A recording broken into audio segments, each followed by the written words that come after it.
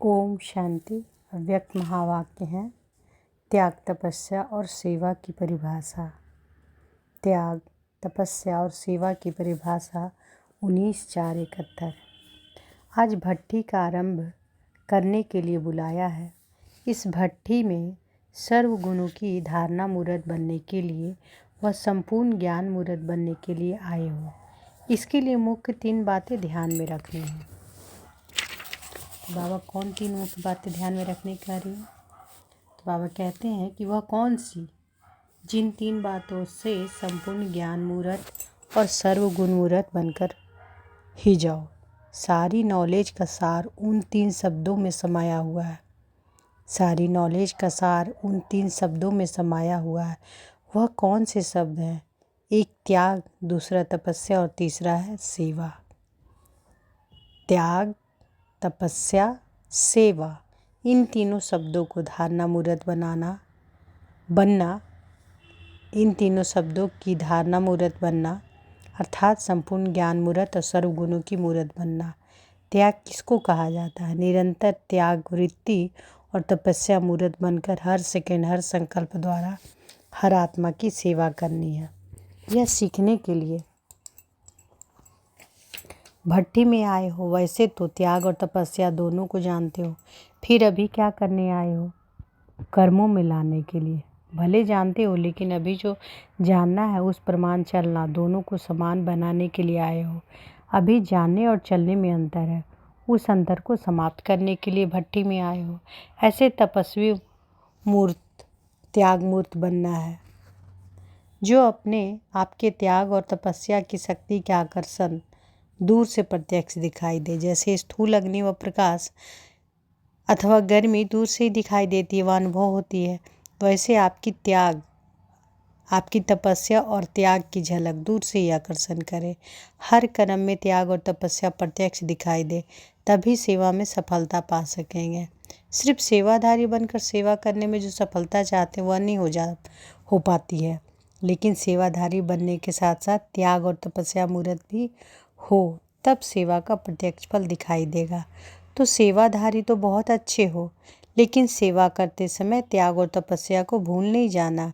तीनों का साथ होने से मेहनत कम और प्राप्ति अधिक होती है, समय कम, सफलता अधिक। तो इन तीनों को साथ जोड़ना है। यह अच्छी तरह से अभ्यास करके जाना है। जितना नॉलेजफुल उतना ही पावरफुल और सक्सेसफुल होना चाहिए। नॉलेजफुल की निशानी यह दिखाई देगी कि उनका एक एक शब्द पावरफुल होगा और हर कर्म सक्सेसफुल होगा। अगर यह दोनों रिजल्ट कम दिखाई देती है तो समझना चाहिए कि नॉलेजफुल बनना है। तो बाबा क्या कह रहे हैं कि जितना नॉलेजफुल उतना ही पावरफुल और सक्सेसफुल होना चाहिए। नॉलेजफुल की निशानी यह दिखाई देगी कि उनका एक एक शब्द पावरफुल होगा और हर कर्म सक्सेसफुल होगा। अगर यह दोनों रिजल्ट कम दिखाई देती है तो समझना चाहिए कि नॉलेजफुल बनना है। जबकि आजकल आत्माओं द्वारा जो अधूरी नॉलेज प्राप्त करते हैं, उन्हों को भी अल्पकाल के लिए प्रत्यक्षता की प्राप्ति का अनुभव होता है।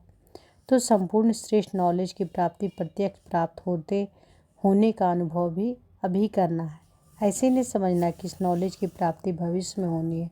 नहीं, वर्तमान समय में नॉलेज की प्राप्ति अपने पुरुषार्थ की सफलता और सेवा में सफलता का अनुभव होता है। सफलता के आधार पर अपनी नॉलेज को जान सकते हो।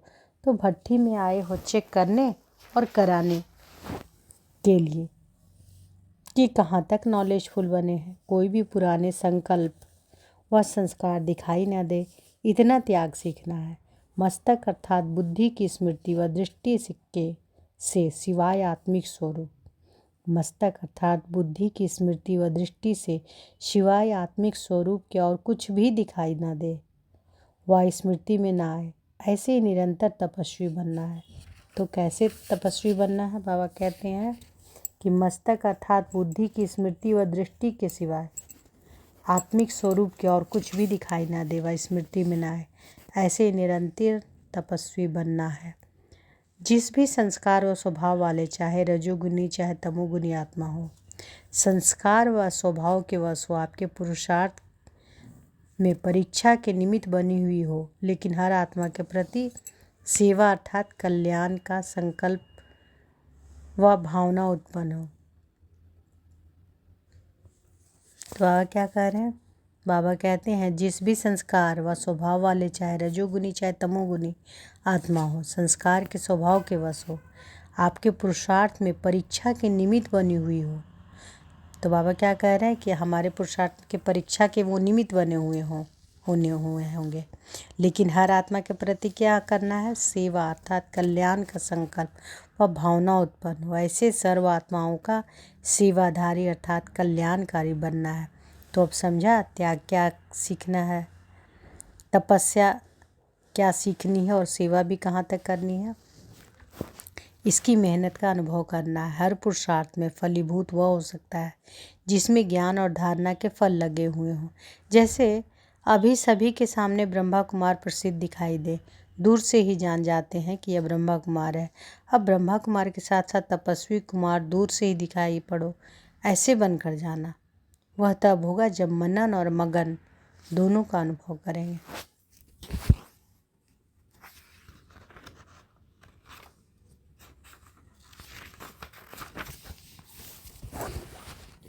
जैसे स्थूल नशे में रहने वाले के नैन चैन चलन दिखाई देते हैं कि यह नशे में है, ऐसे ही आपके चलन और चेहरे से ईश्वरीय नशा और नारायणी नशा दिखाई पड़े।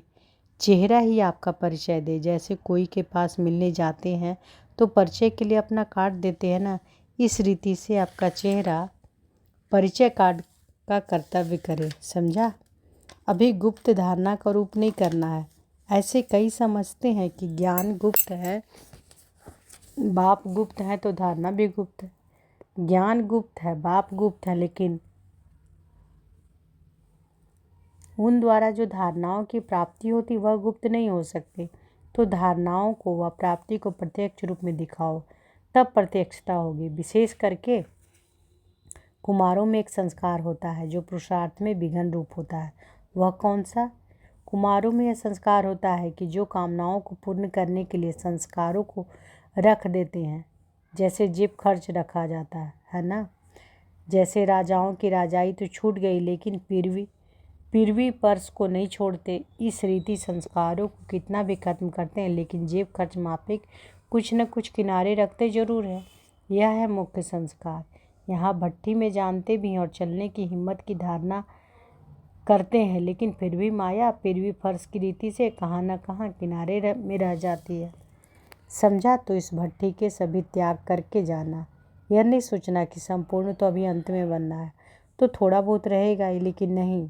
त्याग अर्थात त्याग, जेब खर्च माफिक, अपने अंदर थोड़ा बहुत ही संस्कार रहने नहीं देना। समझा? जरा भी संस्कार अगर रहा होगा तो वह थोड़ा संस्कार भी धोखा दिला देता है। इसलिए बिल्कुल जो पुरानी जायदाद है वह भस्म करके जाना, छिपा कर नहीं रखना। समझा? अच्छा, यह कुमार ग्रुप है, अभी बनना है तपस्वी कुमार ग्रुप। इस ग्रुप की यह विशेषता,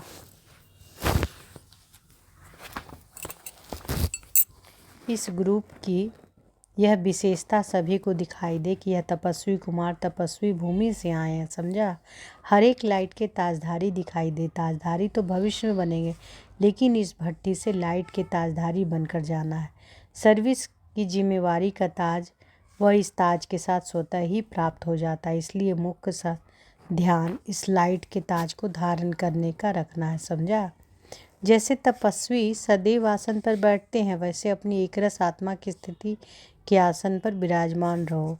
इस आसन को नहीं छोड़ो, तब सिंहासन मिलेगा।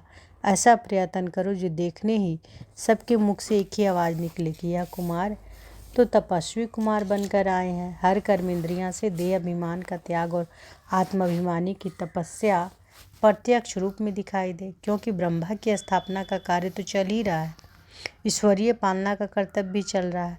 अब लाइट में तपस्या द्वारा अपने विकर्मों को, हर आत्मा के तमोगुण और प्रकृति के तमोगुणी संस्कारों को भस्म करने का कर्तव्य चलना है। तो बाबा क्या कह रहे हैं कि ब्रह्मा की स्थापना का कार्य तो चल ही रहा है, ईश्वरीय पालना का कर्तव्य भी चल रहा है। अब लाइट में तपस्या द्वारा अपने विकर्मों और हर आत्मा के तमोगुण और प्रकृति के तमोगुणी संस्कारों को भस्म करने का कर्तव्य चलना है। अब समझा कि कौन से कर्तव्य का भी समय है। तपस्या द्वारा तमोगुण को भस्म करने का। जैसे अपने चित्रों में संगर का रूप विनाशकारी अर्थात तपस्वी रूप दिखाते हैं, ऐसे एक रस स्थिति के आसन पर स्थित हो तपस्वी रूप अपना प्रत्यक्ष दिखाओ। समझा क्या सीखना और क्या और कैसे बनना है। इसके लिए यह कुमार ग्रुप मुख्य स्लोगन क्या सामने रखेंगे जिसमें सफलता हो जाए। सच्चाई और सफाई से सृष्टि से विकारों का सफाया करेंगे। जब सृष्टि से करेंगे तो स्वयं से तो पहले से ही हो ही जाएगा, तब तो सृष्टि से करेंगे ना। तो यह स्लोगन याद रखने से तपस्वी मूर्त बनने से सफलता मूर्त बनेंगे। समझा। अच्छा। ओम शांति।